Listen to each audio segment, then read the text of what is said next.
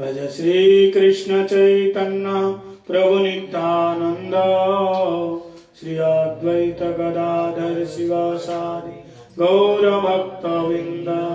सभी बोलिए हरे कृष्णा कृष्ण कृष्ण हरे हरे, हरे राम राम राम हरे हरे। सर्वाग्य अस्मदीय गुरुपाद पद्म नित्यनीला पृष्ठम विष्णुपाद अष्टोत्तर शतश्री श्री श्रीमद् भक्ति वेदांत शिला बावन गोस्वामी महाराज जी के श्री चरण कमलों में अनंत अनंत कोटि साष्टांग दंडवत प्रणाम निवेदन करता हूँ। तत्पश्चात शिक्षा गुरुपाद पद्म नित्यनीला पृष्ठम विष्णुपाद अष्टोत्तर शतश्री श्री श्रीमद् भक्ति वेदांत शिला नारायण गोस्वामी महाराज जी के श्री चरण कमलों में अनंत अनंत कोट साष्टांग दंडवत प्रणाम निवेदन करता हूँ। एवं नित्यनीला पृष्ठम विष्णुपाद अष्टोत्तर शतश्री श्री श्रीमद् भक्ति वेदांत शिला स्वामी महाराज जी के श्री चरण सरोज में अनंत अनंत कोट साष्टांग दंडवत प्रणाम निवेदन करता हूँ। रूपानुग गुरुवर्ग सरस्वती दंडी पादगण एवं समापस्थित सभी भक्तजनों के चरणों में दंडवत प्रणाम निवेदन करता हूँ। आज बड़े अवभाग्य है कि हम लोग साधु संघ में हरि कथा हरि कीर्तन श्रवण करने का सत सौभाग्य प्राप्त किया है।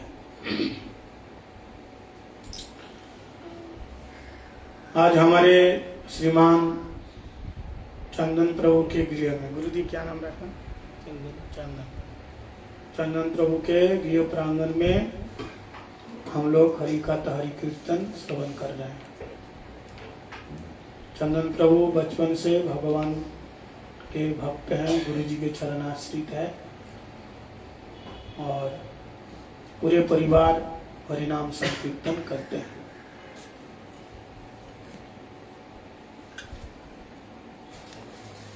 तो हम हमेशा प्रवचन से पहले यही कहा करते हैं कि जीवन का सबसे बड़ा लाभ क्या है। लोगों को लाभ चाहिए ना, सब नारियल लेके भाग रहे हैं, नहीं भाग रहे? नारियल लेके लाल कपड़े में नारियल बांध के भाग रहे हैं। क्यों? बेटा की शादी नहीं हुई, बेटी की शादी नहीं हुई, नौकरी नहीं मिला, पति घर से निकाल दिया, डिवोर्स हो गया। यही काम है साधु का। साधु का ये काम नहीं, ये तुम्हारा प्रारब्ध है। साधु मतलब क्या है? साधु का मतलब जो सत्पुरुष क्या करते हैं? सच्चिदानंद स्वरूप परमात्मा से जो मिला देते हैं, भगवान कृष्ण की सेवा में जो पहुंचा देते हैं, वही साधु है, बाकी साधु नहीं है। समझ में आया? और एक बात ध्यान देना, तो आप कहोगे फिर महाराज फिर परिवार के लिए करना क्या खराब है? खराब नहीं है। अच्छा एक बात बताओ, तुम मिठाई खरीदने के लिए गया, 1 किलो काजू कतरी खरीदने गया, बर्फी खरीदने गए, आपने कहा 1 किलो हमें मिठाई दे दो। अच्छा मिठाई के साथ डिब्बा मिलेगा कि नहीं मिलेगा? जिसमें पैक करके देगा मिलेगा। तो आदमी ने कहा मिठाई दे दिया, डिब्बा भी दे दिया, डिब्बा के लिए कितना पैसा था? बोले भाई जब तुमने 1 किलो मिठाई लिया ना, उसके साथ डिब्बा फ्री है। फ्री नहीं है, उसका कॉस्ट उसमें ले लिया है, ऐसा नहीं है। तो आप जब मिठाई खरीदोगे तो आपको डिब्बा ऐसे फ्री में मिलेगा। गाय खरीदने गया, 40,000 का गाय खरीद लिया, गाय। तो बोले गाय तो खरीद लिया, लेकिन इसका जो गोबर आएगा उसके लिए कितना पैसा देना पड़ेगा? बोले भैया जब गाय खरीद लिया, गोबर भी फ्री में है। गाय तो खाएगी तो गोबर तो करेगी, उसके लिए पैसा देने की आवश्यकता नहीं है। बोले ऐसे भगवान का भजन करेगा तो संसार के सुख के लिए अलग से मांगने की आवश्यकता नहीं है। वो गाय का गोबर जैसा और मिठाई का डिब्बा जैसा फालतू की चीज है। क्या डिब्बा खाते हैं या गोबर खाते हैं? दूध पीते हैं। गाय किस लिए? दूध के लिए। और मिठाई किस लिए? खाने के लिए। लेकिन उसका पैक किया हुआ जो डिब्बे है, जो पैकेट है, वो नहीं लेते। बोले संसार का सुख ऐसा ही है, इसलिए अलग से संसार का सुख मांगने की आवश्यकता नहीं है। भगवान का भजन करेगा, भगवान से जो संत मिला देगा, अपने आप परिवार ऐसे ही आ जाएगा, तुमको मांगने की जरूरत नहीं है। लेकिन ऐसे साधु चाहिए हमें, जो जादू टोना कर दे, हमारे परिवार ठीक रख दे। बड़े बाबा है, इतनी भीड़ देखो उनकी कथा में। नारियल लाने के लिए बोला, नारियल लेकर के, हनुमान जी का ये काम नहीं है। हनुमान जी का एक ही काम है, राम जी से मिलाने का, ना दुनियादारी देने का। हम लोग आए ना, हम लोग किस लिए आए? गौड़ीय वैष्णव किस लिए है? वैष्णव मतलब है संसार को छुटाने के लिए, संसार को बढ़ाने के लिए। इसलिए हमारे संप्रदाय में बहुत कम लोग आते हैं, कथा सुनना ही नहीं चाहते। महाराज खाने पीने नहीं देंगे, पहनने नहीं देंगे, साजने संवरने नहीं दोगे, नहीं, चाय भी नहीं पीने दोगे, प्याज लहसुन खाने नहीं दोगे, कौन जाएगा? ऐसे महात्मा ढूंढो जिससे दीक्षा लेने के बाद कोई व्रत करने की आवश्यकता नहीं है ना? ऐसे बहुत लोग, एकादशी करने की जरूरत ना है, कुछ भी नहीं, केवल कान क्या फूका के लिए चले जाओ। गुब्बारा में फू मारता है ना, फूल जाता है हवा। बोले ऐसे हवा भर जाता, हमें गुरु बना क्या है? वो इतने बड़े महाराज जी, बड़े बड़े लोग आते हैं उनके पास, वो हमारे गुरु जी है, हर एकादशी करता नहीं, कोई फायदा नहीं है। इसलिए गुरु भाव शांति, शिष्य वित्तापहार कहा, सदगुरु दुर्लभम देवी शिष्य संतापहार कहा। किसने कहा? भोले बाबा। भोले बाबा की बात तो मानोगे? किसको कहा? माता पार्वती जी से। विशेष करके कलयुग में बहुत गुरु मिलेंगे शिष्य का धन खींचने के लिए, पैसा हड़पने के लिए। संताप, संताप मतलब त्रिताप, त्रिताप दूर करने वाले साधु बहुत कम मिलेगा। इसलिए सदगुरु दुर्लभम देवी, गुरु तो बहुत मिलेगा लेकिन सदगुरु नहीं मिलेगा। गुरु मतलब क्या? जो सिखाता है, जो बीड़ी पीना सिखाता है वो भी गुरु, सिखा है ना बीड़ी पीना। दारू पीना सिखाता है वो भी गुरु, दारू कैसे पिया जाए, ऐसे पी जाओगे दारू, पानी मिलाना पड़ेगा कि नहीं? तो भी तो सिखाना है ना, सीखना तो पड़ेगा। इसलिए ऐसे गुरु है, लेकिन सदगुरु नहीं है। सदगुरु मतलब केवल भगवान कृष्ण से जो मिला देते हैं वही सदगुरु है। इसलिए इनके चक्कर में नहीं रहना। आप लोग बड़ा सौभाग्यवान है, असौभाग्यवती है। क्यों कि ऐसे संप्रदाय में आप लोग आए हैं, ब्रह्म मध्य गौड़ीय संप्रदाय में। समझ में? ऐसे संप्रदाय में आए जो शुद्ध संप्रदाय परंपरा। बहुत से लोग हैं, गुरु का नाम तो बता देगा, गुरु का नाम बता देगा, उसके गुरु कौन थे, उसके गुरु कौन थे नहीं बता पाएगा। लेकिन हम लोग कृष्ण तक बता देंगे, हाँ उसके बाद कौन गुरु थे, उसके बाद कौन गुरु थे, उसके बाद कौन गुरु थे, पूरी लिंक है हमारा। इसलिए गुरु परंपरा कृष्ण तक जाना चाहिए, शुद्ध वैष्णव परंपरा से गुरु बनाना चाहिए। तो संसार का बड़ा लाभ क्या है? संसार का बड़ा लाभ है साधु संग में हरि कथा, भगवान की कथा श्रवण करना। और विशेष करके 4 संप्रदाय, उन 4 संप्रदायों में गौड़ीय संप्रदाय को श्रेष्ठ बताया। आप लोग कौन से संप्रदाय से हैं जो तिलक लगाया? क्या संप्रदाय का नाम जानते हो? गौड़ीय संप्रदाय। ब्रह्म मध्य संप्रदाय को गौड़ीय संप्रदाय बोलते हैं। समझ में आया? गौड़ीय संप्रदाय बोलते हैं। श्री रुद्र ब्रह्म शनकः चत्तरौ कलौ चिति पावना संपदा विनास्ते मंत्र विफला मता। 4 शुद्ध संप्रदाय है, इन 4 संप्रदाय में से किसी एक संप्रदाय से दीक्षा लो, ऐसा बोलते हैं। उद्धार तो हो जाएगा, लेकिन 4 संप्रदाय का भी तारतम्य मतलब श्रेष्ठता भी प्रतिपादन है। रामानुज संप्रदाय से दीक्षा लेंगे तो रामानुज श्री संपदा। लक्ष्मी नारायण का भक्त बनोगे वैकुंठ जाओगे। वैकुंठ के ऊपर भी एक लोक है साकेत। साकेत साकेत बोले तो राम जी का स्थान अयोध्या। वैकुंठ के ऊपर अयोध्या है। जो राम सीता के भक्त बनते हैं वहां चले जाते हैं। और अयोध्या से भी ऊपर एक सर्वोपरि कृष्ण लोक है। अगर राधा रानी के भक्त बनोगे तो कहां जाओगे? गोलोक वृंदावन जाओगे। वही है हम लोग, राधा रानी के पाल्यदासी बनना। इसलिए श्री चैतन्य महाप्रभु स्वयं भगवान उन्होंने 4 संप्रदायों में देखा कि संप्रदाय में ब्रज का भाव है। महाप्रभु किस लिए आए थे? महाप्रभु कौन है? महाप्रभु कौन है? महाप्रभु राधा कृष्ण मिलित विग्रह। राधा कृष्ण मिलित मतलब राधा और कृष्ण दोनों ही द्रवीभूत होकर के एक स्वरूप में परिणत हुए। उन्हीं का नाम है सचिनंदन गौर हरि। राधा दुति शुवलितम नौमी कृष्ण स्वरूपम। राधा प्रणय विकृति लादिनी अस्मादेकात्मना वपि देव गतो भेदौतो चैतन्याख्य प्रकट्य अधुना राधा दुति शुवलितम नौमी कृष्ण स्वरूपम।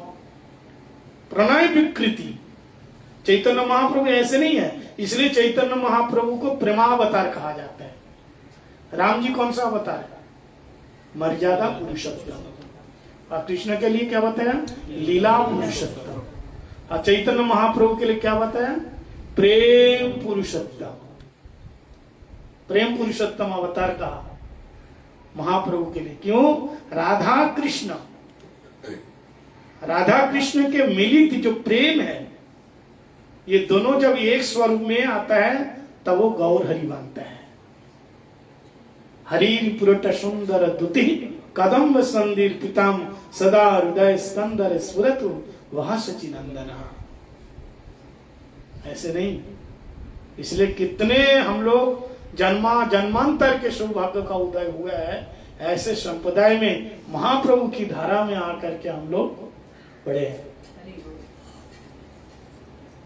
बहुत सौभाग्य की बात है। हम दूसरे संप्रदाय जाते हैं, भगवान तो मिल जाते हैं, लेकिन अब बताओ लक्ष्मी जी कभी भी नारायण की तरफ आंख उठा के कोई बात नहीं कर सकती। लक्ष्मी कौन है? नारायण की घरवाली है, अर्धांगिनी है, लेकिन हमेशा हाथ जोड़ करके, कोई हास परिहास नहीं। यहां तक सीता जी भी मर्यादा में, लेकिन केवल एक मात्र राधा जी हाथ जोड़ तो दूर की बात है। महाराज ठाकुर जी को हाथ तो जोड़ने की बात तो छोड़ दीजिए, भगवान को भी गाली देते हैं, गाली सुनाते हैं। केनापि सटेन वयम हटेन दासकृत व्रजवधु बिठेन। श्याम सुंदर से कहते हैं तू धूर्त है, लंपट, चलिया, कपट। भगवान को लंपट बोलते हैं। किसी में हिम्मत है? ये साहस है किसी में? केवल मात्र राधा जी में है। भगवान को भी आंख दिखा के बात करें। ये इसलिए रस का चरम उत्कर्षता कृष्ण रूप में ठाकुर जी ने आस्वादन किया। इसलिए बताया रसना उत्कर्षते कृष्ण। एक ग्रंथ है, आप लोग पढ़ेंगे, नरोत्तम दास ठाकुर जी का। नरोत्तम दास ठाकुर, उन्होंने लिखा प्रेम भक्ति चंद्रिका। क्या नाम? प्रेम भक्ति चंद्रिका। उसमें बताया कि आखिर श्री चैतन्य महाप्रभु ब्रह्म मध्य गौड़ीय संप्रदाय को क्यों स्वीकार किया? क्योंकि भगवान कृष्ण ने जो रस का आस्वादन किया जिस रूप में, वो रस कैसे? श्रृंगार रस लक्ष्मी नारायण के अंदर भी है, श्रृंगार रस राम सीता के अंदर भी है, और श्रृंगार रस राधा कृष्ण के अंदर भी है। लेकिन पारकीय भावे सदा ब्रजेति प्रचार। ध्यान से सुनिए, पारकीय भावे सदा ब्रजेति प्रचार। परकीय भाव, परकीय भाव जानते हो? हाँ, परकीय भाव किसके बोलते जानते हैं? दो भाव होते हैं, एक सकीय भाव, एक पारकीय भाव।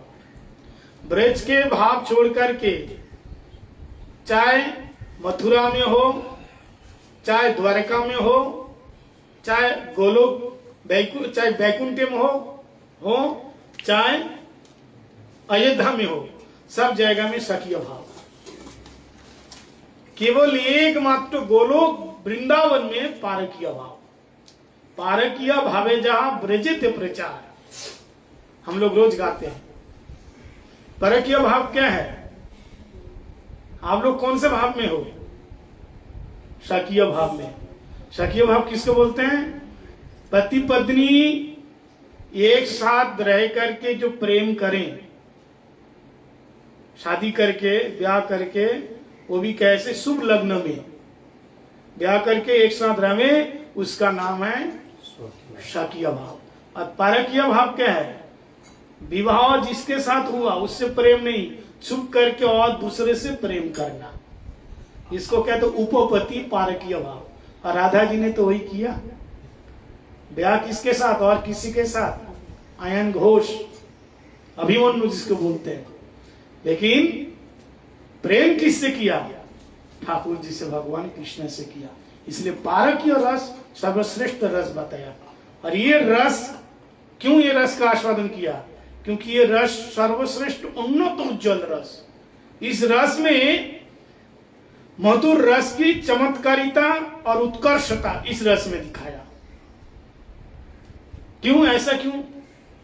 देखो, मानो आप कहोगे तो इस संसार में ये रस को घृणित बताया, निकृष्ट बताया, व्यभिचार बताया, व्यभिचार बताया। लेकिन उस चीज जगत में राधा कृष्ण का प्रेम ऐसा नहीं है। श्री चैतन्य महाप्रभु कहते हैं, गोपी प्रेम व्यभिचारी सीमा। व्यभिचार की जो सीमा है उल्लंघन कर दिया गोपियों का प्रेम। देखो, अगर आप अपने पति को छोड़ करके और किसी पर पुरुष के पास जाते हो तो फिर आपको पाप लगेगा, नरक में चले जाओगे। लेकिन गोपियों को ऐसा क्यों नहीं हो रहा है? क्यों नहीं हो रहा है? इसका कारण है क्योंकि आपका पति और आप दोनों अलग है, एक नहीं है। अलग है कि नहीं? आपका पति एक है और आप एक हो, दोनों एक वस्तु नहीं है। लेकिन राधा और कृष्ण अलग नहीं है, एक ही वस्तु है। समझ में आया? द्विविध जति एक भूता, दोनों अलग अलग स्वरूप में है, लेकिन लीला रस आस्वादित धरे दो रूप। लीला रस आस्वादन करने के लिए दो रूप बनाया, लेकिन है एक ही चीज, एक ही वस्तु है। राधा कौन है? राधिका तू आत्मा तस्साह, श्री कृष्ण स आत्मा श्री राधा। कृष्ण की आत्मा श्री राधा है। आप और आपकी आत्मा, जीवात्मा एक ही वस्तु है। हम जीवात्मा है ना, हम बॉडी नहीं है। अब बताओ, आप अपना हाथ को चाहे सर में रखो, चाहे गले में रखो, चाहे कान में रखो, अगर आपका हाथ आपका कान पकड़ के ऐसा खींचा तो आप बुरा मानोगे? क्यों खींच रहा है? लेकिन और कोई पकड़ के खींचे तो बुरा मान जाएंगे। तो राधा रानी कौन है?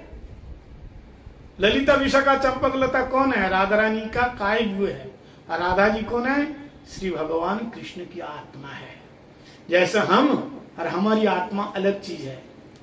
कौन आत्मा? परमात्मा। जीवात्मा अलग है, अलग है ना। जीवात्मा परमात्मा का अंश है, अंश है, लेकिन परमात्मा नहीं है। ये समझना है। इसलिए इसमें दोष नहीं है, परकीय भाव में दोष नहीं है। इसमें और भी बहुत सारे विचार है। ये उज्ज्वल नीलमणि और राधा रस सुधा निधि, ये सारे रस ग्रंथ है। इसका अध्ययन करोगे तो तब समझ में आएगा। देखो जो गीता है ना, ये भक्ति की सबसे पहली सीढ़ी है, पहली स्टेप है गीता।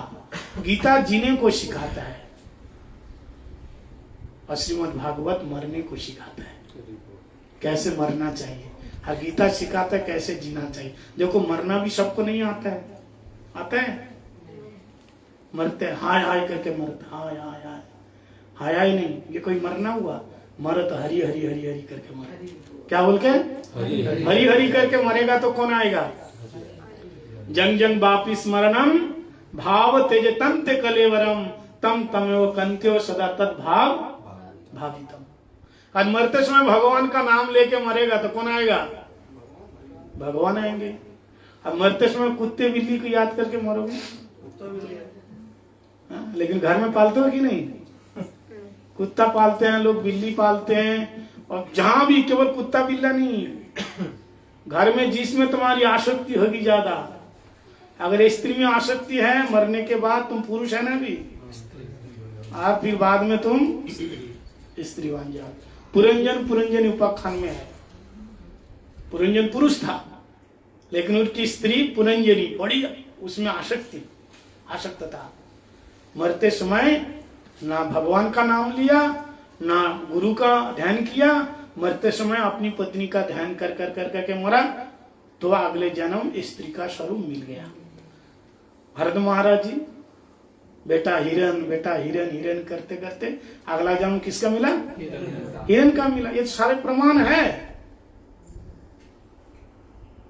इसलिए गीता जीने को सिखाते, कैसे जीना चाहिए।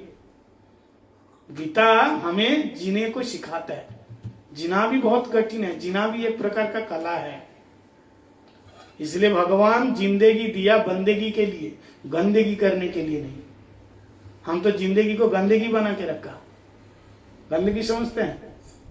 तू तेरा और मैं मेरा, लोन तेल लकड़ी। लोन जानते हैं? नॉन तेल लकड़ी, तीन चीज चाहिए केवल, नमक तेल और लकड़ी, रसोई बनती है। इन तीन चार चीजों में हमारे जीवन समाप्त हो जाता है। सुबह से शाम तक कैसे कमाएंगे, कैसे खाएंगे, बच्चों को पालन करेंगे, बड़े करेंगे, शादी देंगे, फिर उसका ये नहीं है कि इसका हमारा बेटा बड़ा हो गया हमारा काम खत्म, नहीं, फिर उसके शादी दे करके उसके घर में बच्चा आएगा, पोता होगा, फिर उसको देखना। क्यों? आप सुना ले लो, भक्ति करो, भजन करो, नहीं, अब उसको देखना पड़ेगा। और ऐसे करते करते पोता बड़ा ना होता तो बस गुलाबा आ गई। यही है तो जिंदगी। इसलिए बताया कि गीता कैसे जीना चाहिए बताते हैं। और मरना, मृत्यु को किसको सुधारी? श्रीमद् भागवत कथा मृत्यु को सुधारे। श्रीमद् भागवत किसको? परीक्षित महाराज जी को नहीं सुधारे। और जीना किसको सीखा? अर्जुन को।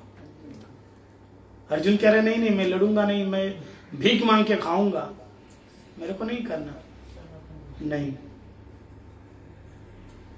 इसलिए गीता क्या है? गीता है पहली सीढ़ी, गीता है गेट, और श्रीमद् भागवत में घर, रूम, कक्ष है ना। गीता का ज्ञान लो और श्रीमद् भागवत का प्रेम लो।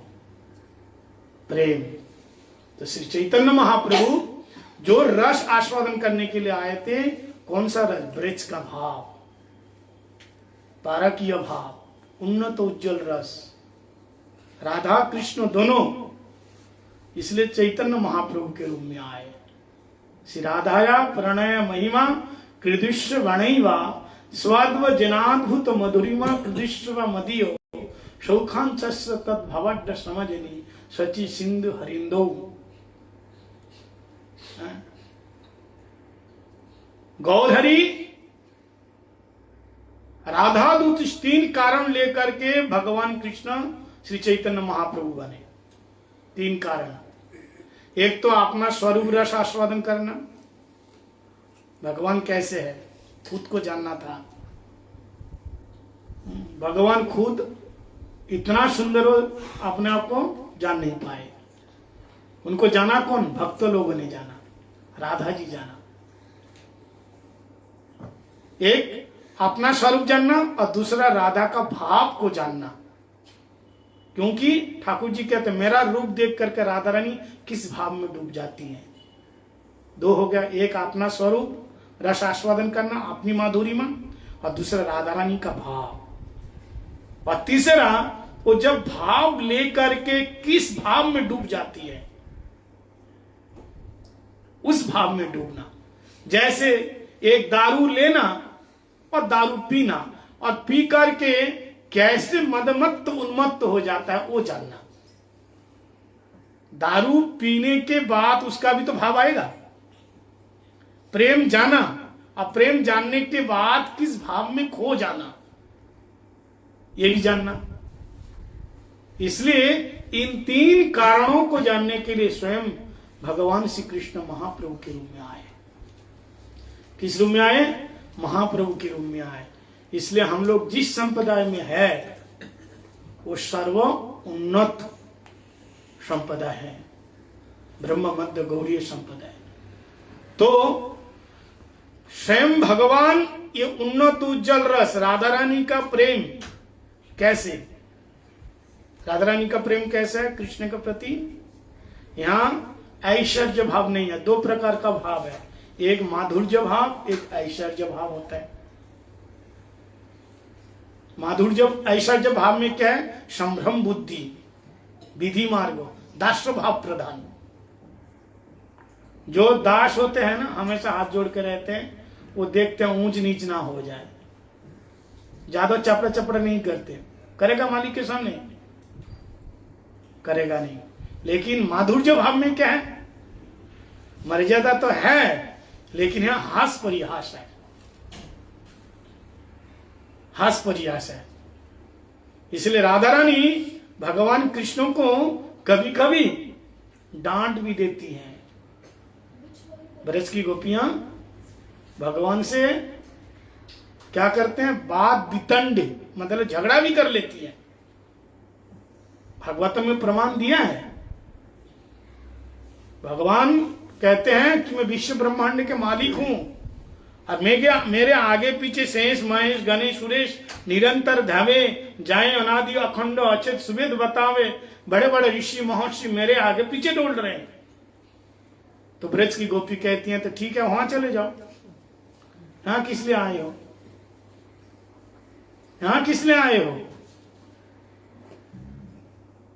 यहां आए हो तो हमारी राधा जी के अनुगत्य में यहां ऊपर नहीं नीचे बैठना। सभा कुंज में गए, देखा श्याम सुंदर कहां बैठे हैं? नीचे बैठे हैं। राधा जी कहां? ऊपर सिंहासन में, और श्याम सुंदर नीचे बैठे हैं और उनको चरण दबा रहे हैं। बोले वैकुंठ में लक्ष्मी के रूप में खूब चरण दबाया तुम्हारे को, अब यहां तुम दबाओ। समझ में आया? ये भी प्रेम है, वो भी प्रेम है। देखो प्रेम का आकार प्रकार बहुत है, लेकिन उसका रस का आस्वादन भी अलग अलग है। जैसे आंख दिखा के जो प्रेम करे, मतलब डांट भी दे और प्रेम भी करे। बहुत लोग डांटते भी प्रेम भी तो करते हैं। तो आंख दिखा के जो प्रेम करे वो कौन है? आंख दिखा के जो प्रेम करे, आंख दिखा के, एक आंख दिखा के प्रेम करते हैं। देखो ध्यान से सुनो, ये हम शास्त्र की बात और गौड़ी मठ के सिद्धांत की बात आपको बता रहे हैं, ठीक है? जो प्रेमी होते हैं वो अपने प्रेमास्पद के दोष नहीं देखते हैं। इसलिए क्या बोलते? प्रेम अंधा होता है। तो जो आंख बंद करके, तीन प्रकार का प्रेम होते हैं, एक आंख खोल के, एक आंख बंद करके, और एक आंख दिखा के। आंख बंद करके जो प्रेम करते हैं वो है प्रेमी। वो कौन है? प्रेमी। आंख मूंद के प्रेम कर लिया, वो नहीं देखेगा ये किस जाति के है, कि गरीब है अमीर है, प्रेम हो गया हो गया। आंख बंद, इसलिए क्या होता है, प्रेम अंधा होता है। तो आंख बंद करके जो प्रेम करे वो क्या है, प्रेमी। भूल जाते हो कौन है वो, प्रेमी। और आंख दिखा के जो, आंख मतलब बंद करके जो प्रेम करे वो प्रेमी, और आंख बंद होने तक जो प्रेम करे वो है माँ। आंख बंद होने तक, जब तक आंख बंद होने तक मतलब मरने तक जो प्रेम करे वो माँ है। समझ में आया? आंख बंद होने तक जो प्रेम करे वो कौन है, माँ। तो आंख बंद करके जो प्रेम करे वो है प्रेमिका, और आंख बंद होने तक जो प्रेम करे वो माँ। और जो आंख दिखा दिखा के प्रेम करे वो है घर वाली। बोलो राधे राधे। समझ में नहीं आया? ध्यान से सुनेगा तो समझ में आएगा, बीच में सो गया तो समझ में नहीं आएगा। जो सो गया सो खो गया। समझ में आया? जो जागत है सो पावत है। उठे जाग मुसाफिर भोर भई, अवरे निका तू शोभत है। प्रभु जागत है तू शोभत है, यह प्रीति करण की रीत नहीं। उठ जाग मुसाफिर भोर भई। इसलिए सोना नहीं, क्या करना है, खोना है। किसमें, कथा में खोना है। लेकिन हम लोग तो ज्यादा थोड़ी देर कथा हो जाए तो फिर बोर हो जाते हैं। कथा में बोर नहीं होना, विभोर होना। बोलते हैं ना विभोर होके सुनो, लेकिन हम लोग विभोर नहीं होते।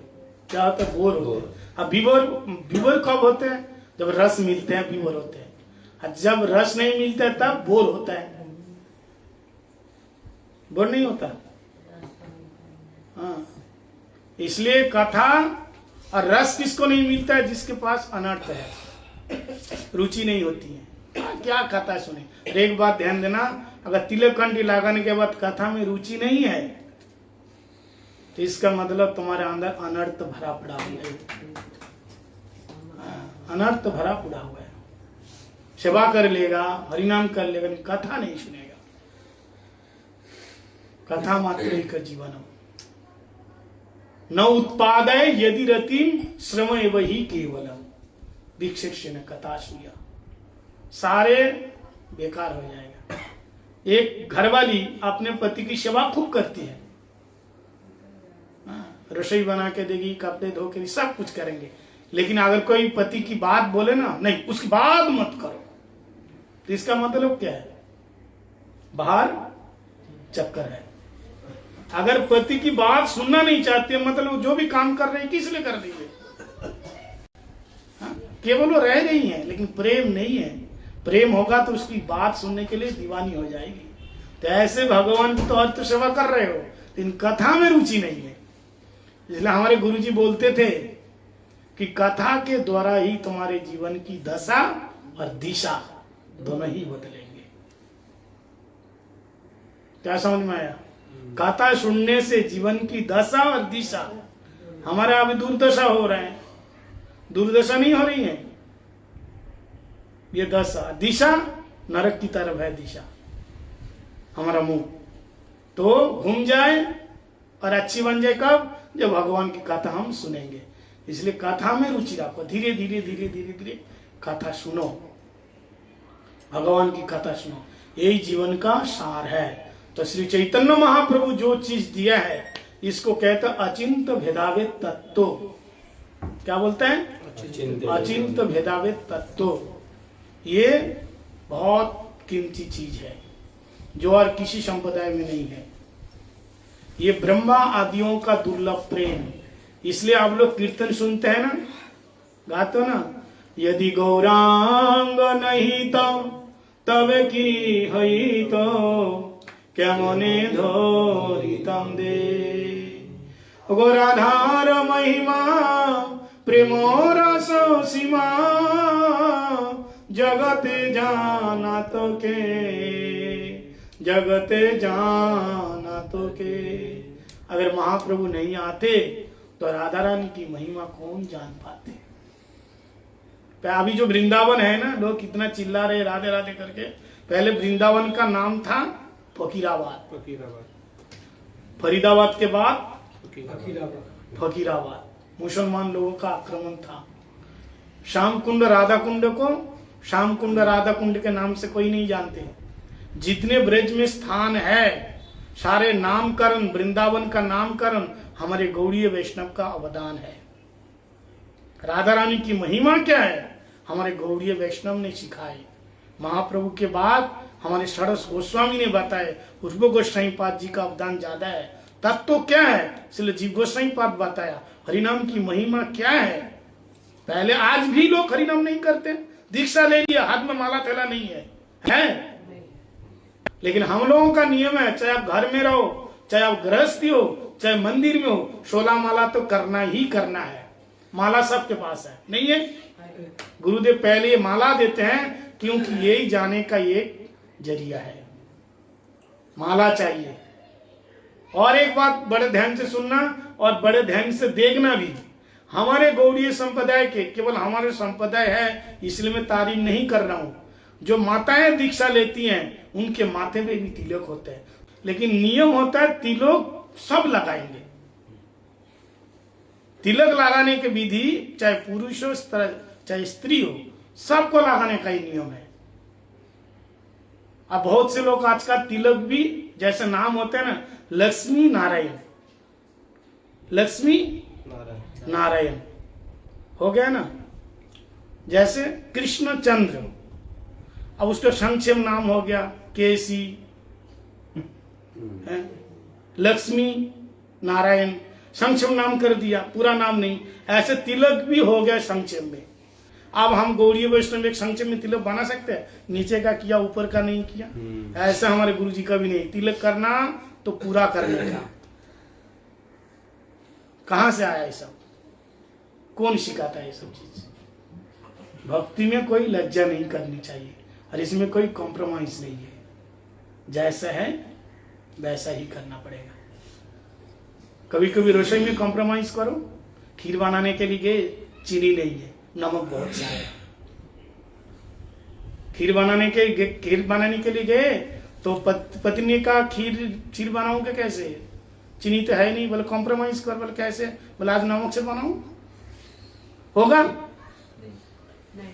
चीनी ही चाहिए खीर के लिए।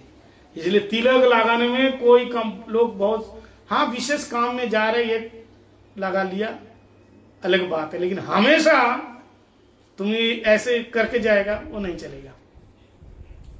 ऐसा नहीं यार, हमारे संप्रदाय में तो ऐसा तो है ही नहीं।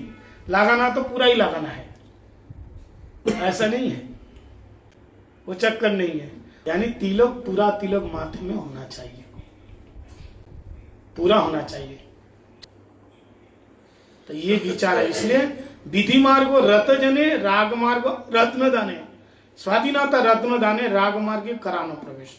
विधि ठीक से फॉलो करेगा तो तब जाकर के राग मार्ग में प्रवेश होगा, ऐसे नहीं होंगे। तो कृष्ण जो प्रेम है ये सर्वोपरि बताया। इसलिए चैतन्य महाप्रभु देखा कि केवल एकमात्र गौड़ीय संप्रदाय में ब्रज का प्रेम है। ब्रज का गोपाल उड़पी में, वहां गोपाल कैसे, ब्रज का दधी दंड हाथ में लेकर के नृत्य करके, वो ब्रज का भाव है, तिलक के अंदर से प्रकट हुए। चैतन्य महाप्रभु ने देखा कि ये ब्रज का भाव है। तो वात्सल्य भाव तक था, लेकिन जब मध्वाचार्य जो आए तो वात्सल्य भाव तक, ब्रज का भाव वात्सल्य भाव। लेकिन जब माधवेंद्रपुरी पाद आए, माधवेंद्रपुरी पाद कौन है, ईश्वरपुरी पाद के गुरु, यानी चैतन्य महाप्रभु के कौन है, परम गुरु। चैतन्य महाप्रभु के गुरु है ईश्वरपुरी पाद और ईश्वरपुरी पाद के गुरु है माधवेंद्रपुरी पाद। उन्होंने प्रेम का अंकुर स्थापित किया। उन्होंने श्रृंगार रस का भाव वहां से शुरू हो गए।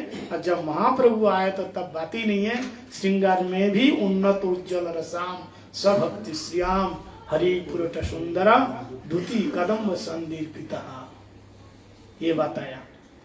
और फिर श्रील रूप गोस्वामी पद जब आए उस रस को कैसे आस्वादन करना चाहिए, तब रूप गोस्वामी पद बताया। अन्नाभिलाषिता शून्यम ज्ञान कर्मानाद्वितम आनुकूल्यन कृष्ण अनुशीलनम भक्ति उत्तमा। महाप्रभु आस्वादन किया और रूप गोस्वामी पद कैसे आस्वादन किया जाए उसका विधि बताया, उसका नियम बताया।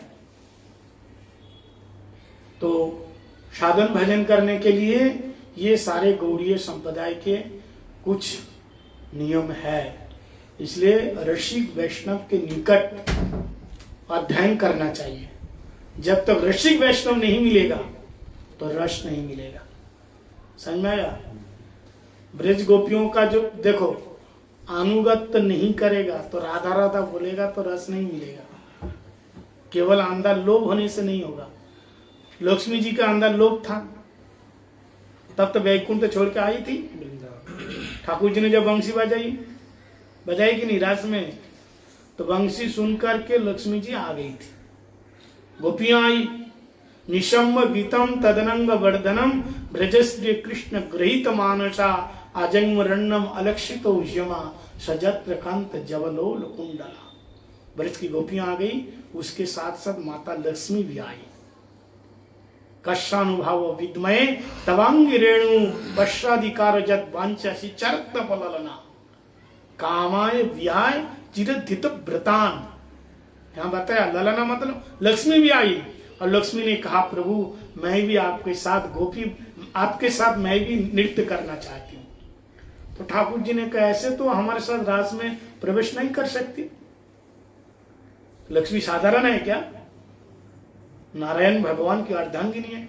लेकिन कुछ लोग है वैष्णव संप्रदाय के, बोले गौड़ीय मठ के लोग तो भगवान में भी भेद करता है, अलग अलग मानते हैं। राम जी, नारायण जी, कृष्ण जी अलग अलग मानते हैं। बहुत से लोग पीछे पड़े हैं, हम लोगों की निंदा करते हैं। एक बात बताओ, साधारण विचार लगाओ, छोटी सी बुद्धि लगाओ, प्राइमरी की बुद्धि लगाओ, समझ में आएगा। ऊंचे की नहीं। अगर नारायण और कृष्ण में अंतर नहीं होता तो लक्ष्मी भागी भागी किस लिए आई इधर? अगर दोनों एक ही होते किस लिए आई? समझ में आ रहा है? अगर नारायण जी में और लक्ष्मी ठाकुर जी में जरा सा रस का भेद नहीं होता तो चरण दावा रही थी कहां? वैकुंठ में। लक्ष्मी जी तो बांसुरी सुन करके ठाकुर जी के पास क्यों आई लक्ष्मी? केवल आई नहीं, बेलवन में जाकर उनको प्रवेश नहीं मिला। भगवान ने कहा ये नहीं चलेगा, लक्ष्मी के रूप में तुम ब्राह्मणी हो और मैं ग्वाला हूं, गोपी बांधना पड़ेगा। गोपी बांध करके तुमको कांडा थपथपाना पड़ेगा, गोपियों का जो काम है। और किसी गोप के साथ विवाह होगा और मेरे साथ छुप करके प्रेम करना होगा। कर पाओगी?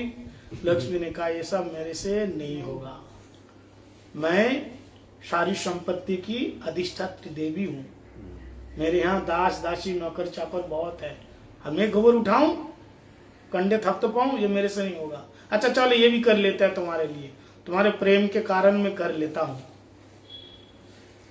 लेकिन भगवान और भी कहा कि तुमको ब्राह्मणी नहीं, गोप घर में गोपी बांधना। तो ब्राह्मण तो ऊंचा कुल में है ना, और गोप क्या है? वैश्य कुल में है। पर चलो तुम्हारे प्रेम के लिए मैं जाति भी बदल लूंगी। जहां प्रेम अभी बात है ना, प्रेम क्या होता है? अंधा है। लेकिन आजकल प्रेम अंधा भी है, बहरा भी है और गूंगा भी है। कैसे गूंगा नहीं है? तोतला। तोतला जानते हैं? इसको तोतले बच्चे कैसे बोलते हैं? तोतला के बोलते नहीं, कैसे तोतला के बोलते हैं? बाबू कैसे बबू आकर बोलते नहीं बोलता है कि नहीं? अपना कैसे बोलता है? जिससे प्रेम होता है। प्रेम नहीं करते हो तो कभी तोतला का नहीं बोले? तो प्रेम तोतला भी, प्रेम के कारण तुम डरो मत। देखो करने का मतलब यह है, आजकल का जो प्रेम है ये ऐसा ही है। लेकिन ये जो चीज है लक्ष्मी देवी ने मना कर दिया, लेकिन बोले तुम्हारे कारण मैं जाति भी बदल लूंगी, ब्राह्मण से क्या बनूंगी, गोपी बांध लूंगी। लेकिन ये जो बात कहा कि किसी गोप के साथ विवाह होगा तुम्हारे साथ नहीं, अछुपके से प्रेम करना, ये तो बहुत अन्याय है। ये 2 नंबरी का काम मैं नहीं करूंगी। ये 2 नंबरी का काम मैं नहीं करूंगी, ये तो अपराध है। ये तो भगवान ने कहा सब मेरे से जितने यहाँ आई है ना भाग के 100 करोड़ गोपे सब ऐसे ही है। यहाँ ऐसे ही करना पड़ेगा तब प्रेम का रस का आस्वादन। बोले ऐसा क्यों किया, डायरेक्ट विवाह करने में क्या अंतर, क्या रह गया? तो जो पारकिया नहीं किया ना उसको पता नहीं चलेगा। अब हमेशा घरवाली को याद नहीं करोगे, लेकिन क्योंकि वो तो पास में है। क्या है वो तो पास में है, लेकिन जो पास में नहीं है उसी की याद रहती है। समझ में आया? पत्नी ने पति को कहा कि वो क्या है, आसमान में हाथ दिखा, क्या वो क्या है? बोलो तारे हैं। क्या तारे हैं। किसने बताया? पत्नी ने पूछा कि बोलो वो क्या है? बोलो तारे हैं। बोले तुम तारे को तोड़ के ला सकते हो? है? हमारे लिए तारे को तोड़ के ला सकते हो? बताओ, जो 4 मंजिल नहीं चढ़ सकता हम जाता है, और वो कहता तारे तोड़ के लाएंगे। बोले हाँ तुम्हारे लिए तो ये भी कर लूंगा। बोलते नहीं है तुम्हारे लिए तारे चांद ये हो सब चंद्रा तोड़ के लाऊं? बोलते नहीं प्रेम में? आंखों में बिठा लेंगे। कहाँ बिठाएगा भाई? गाना बनते हैं ना, आंखों में बिठा लेंगे, पलख में बिठा लेंगे। ये सब बेकार की बात नहीं है। कहाँ से आई सब? बोला अच्छा ठीक है हमारे लिए तारे तोड़ के लाएंगे।